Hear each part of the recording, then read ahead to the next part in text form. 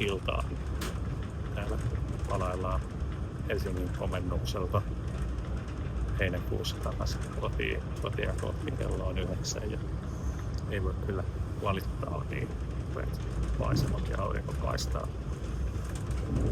Asia yleisön pyynnöstä tosiaan luvattiin vähän terveytyä videoilla, niin aika usein edelleenkin niin moni firma ottaa ja monet johtajat ottaa jotain, että taivaalta tippuu lisää kauppaa, lisää liiketoimintaa, lisää katetta ja niin poispäin. Ja voi olla tippuukin.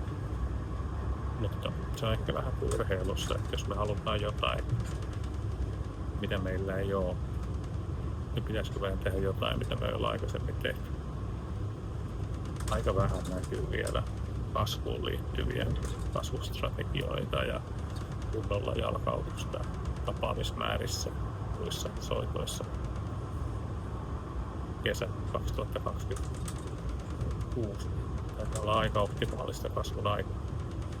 Käykää kimppuun, siellä on paljon kauppaa, paljon tsemppiä ja hyvää alkanutta heinäkuuta.